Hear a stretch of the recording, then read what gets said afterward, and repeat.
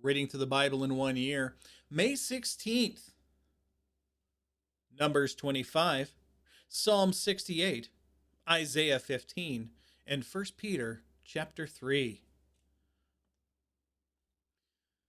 While Israel was staying in the acacia grove, the people began to prostitute themselves with the women of Moab. The women invited them to their sacrifices for their gods, and the people ate and bowed in worship to their gods. So Israel aligned itself with Baal of Peor, and the Lord's anger burned against Israel.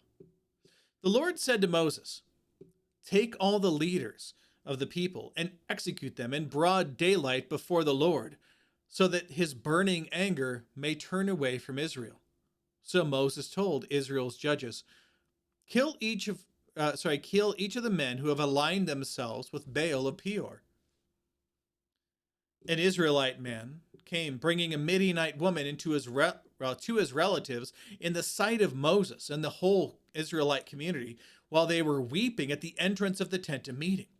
When Phinehas, the son of Eleazar, son of Aaron the priest, saw this, he got up from the assembly and took a spear in his hand, and followed the Israelite man into the tent, and drove it through both the Israelite man and the woman, through her belly.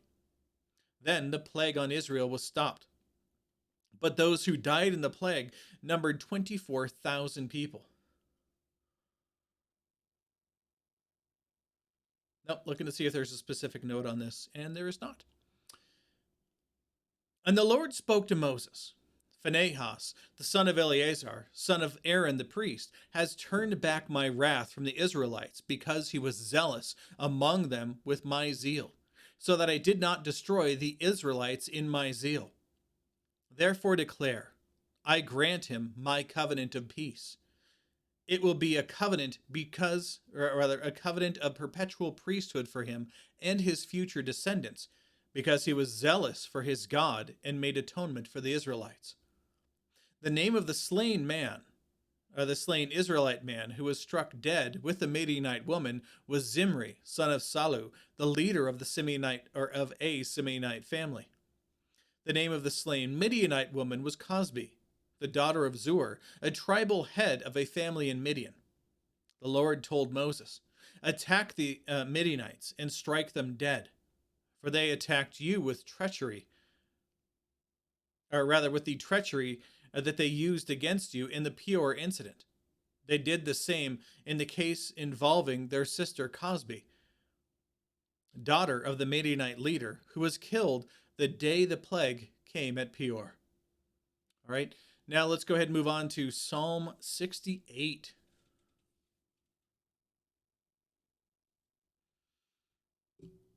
God arises, his enemies scatter, and those who hate him flee from his presence. As smoke is blown away, so you blow them away. As as wax melts before the fire, so the wicked are destroyed before God. But the righteous are glad. They rejoice before God and celebrate with his joy. Sing to God. Sing praises to his name. Exalt him who rides on the clouds. His name is the Lord, and celebrate before him. God, in his holy dwelling, is a father of the fatherless and a champion of widows. He provides homes for those who are deserted. He leads out the prisoners to prosperity, but the rebellious live in a scorched land. God, when you went out before your people, when you marched through the desert, the earth trembled and the skies poured rain before God, the God of Sinai, before God, the God of Israel. You, God, showered abundant rain. You revived your inheritance when it languished. Your people settled in it. God, you provided for the poor by your goodness. The Lord gave the command, and a great company of women brought the good news. The kings of the armies flee, they flee. She who stays at home divides the spoil, while you lie among the sheep pens. The wings of a dove are covered with silver, and its feathers with glistening gold. When the Almighty scattered the kings in the land, it snowed on Zalman. Mount Bashan is God's towering mountain. Mount Bashan is a mountain of many peaks. Why gaze with envy, you you mountain peaks, at the mountain God desired for his abode? The Lord will dwell there forever. God's chariots are 10,000s, thousands and thousands. The Lord is among them in the sanctuary. He was at Sinai. You ascended to the heights, taking away captives. You received the gifts from people, even from the rebellious, so that the Lord might dwell there. Blessed be the Lord. Day after day, he bears our burdens. God is our salvation. Our God is a God of salvation, and escape from death belongs to the Lord, my Lord. Surely God crushes the heads of his enemies, the hairy brow of the one who goes on in his guilty acts. The Lord said, I will bring them back from Bashan. I will bring them back from the depths of the sea, so that your foot may wade in blood, and your dogs' tongues may have their share from the enemies. People have seen your procession, God, the procession of my God, my King in the sanctuary. Singers lead the way, with musicians following. Among them are young women playing tambourines. Bless God in the assemblies. Bless the Lord from the fountains of Israel. There is Benjamin, the youngest, leading them. The rulers of Judah in their assembly, the rulers of Zebulun, the rulers of Naphtali. Your God has decreed your strength. Show your strength, God. You who have acted on our behalf. Because of your temple at Jerusalem, kings will bring tribute to you. Rebuke the beast in the reeds, the herd of bulls with the calves of the peoples. Trample underfoot those with bars of silver. Scatter the peoples who take pleasure in war. Ambassadors will come from Egypt. Cush will stretch out its hands to God. Sing to God, you kingdoms of the earth. Sing praise to the Lord, to him who rides in the ancient highest heavens. Look, he thunders with his powerful voice. Ascribe to God, his majesty is over Israel. His power is among the clouds. God, you are awe-inspiring in your sanctuaries. The God of Israel gives power and strength to his people. Blessed be God. Now Isaiah 15.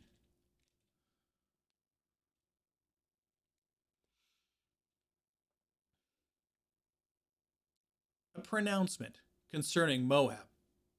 Ar in Moab is devastated, destroyed in a night. Kir in Moab is devastated, destroyed in a night. Dibon went up to its temple, to weep at its high places. Moab wails on Nebo and at Medeba. Every head is shaved, every beard is cropped short. In its streets they wear sackcloth. On its rooftops and in its public squares everyone wails, falling down and weeping. Heshbon and Eleah cry out. Their voices are heard as far away as Jahaz. Therefore the soldiers of Moab cry out, and they tremble. My heart cries out over Moab, whose fugitives flee as far as Zoar, to Eglath Shalishah. Got it right. They go up the ascent of Luhith weeping. They raise a cry of destruction on the road to Horonaim. The waters of Nimrim are desolate. The grass is withered, the foliage gone, and the vegetation has vanished. So they carry their wealth and belongings over the wadi of the willows. For their cry echoes throughout the territory of Moab. Their wailing reaches Eglaim. Their wailing reaches Beer Elim. The waters of Dibon are full of blood. But I will bring on Dibon even more than this. A lion for those who escape from Moab and for the survivors in the land. And that is all of the notes to there. Let's move on to 1 Peter chapter 3. Again, this one has a lot of very detailed notes. I strongly recommend reading through all of them. Peter continues, in the same way, wives, submit to your husbands, submit yourselves to your own husbands, so that, even if some disobey the word, they may be won over without a word by the way that their wives live, when they observe your pure, reverent lives. Don't let your beauty consist of outward things, like elaborate hairstyles, wearing gold jewelry, or fine clothing, but rather what is inside the heart, the imperishable quality of a gentle and quiet spirit, which is of great worth in God's sight. Just as Sarah obeyed Abraham, calling him Lord, you have become her children when you do what is good and do not fear any intimidation. I totally missed a verse. We're going to start over at verse 5. For in the past, the holy women who put their hope in God also adorned themselves in this way, that is, the imperishable quality of a gentle and quiet spirit, which is of great worth in God's sight, instead of just mere outward clothing. Verse 6, just as Sarah obeyed Abraham, calling him Lord. You have become her children when you do what is good and do not fear any intimidation. Husbands, in the same way, live with your wives in an understanding way, as with a weaker partner, showing them honor as co-heirs of the grace of life, so that your prayers will not be hindered. Finally, all of you be like-minded and sympathetic, love one another, and be compassionate and humble, not paying back evil for evil or insult for insult, but, on the contrary, giving a blessing, since you were called for this, so that you may inherit a blessing. For the one who wants to love life and to see good days, let him keep his tongue from evil and his lips from speaking deceit. And let him turn away from evil and do what is good. Let him seek peace and pursue it, because the eyes of the Lord are on the righteous, and his ears are open to their prayer. But the face of the Lord is against evil, those who do what is evil. Who then will harm you if you are devoted to what is good? But even if you should suffer for righteousness, you are blessed. Do not fear them or be intimidated. But in your hearts regard Christ words are hard today. We're starting over. But in your hearts regard Christ the Lord as holy, ready at any time to give a defense to anyone who asks you for a reason for the hope that is in you. Yet do this with gentleness and reverence, keeping a clear conscience, so that when you are accused, not if you are accused, but when you are accused, those who disparage your good conduct in Christ will be put to shame. For it is better to suffer for doing good, if that should be God's will, than for doing evil. For Christ also suffered for sins once for all, the righteous for the unrighteous, that he may bring you to God. He was put to death in the flesh, but made alive by the Spirit, in which he also went and made a proclamation to the spirits in prison, who in the past were disobedient, when God patiently waited in the days of Noah while the ark was being prepared. In it, a few, that is 8 people, were saved through water. Baptism, which corresponds to this, now saves you, not as the removal of dirt from the body, but as the pledge of a good conscience toward God, through the resurrection of Jesus Christ, who has gone into heaven and is at the right hand of God, with angels, authorities, and powers subjected to him.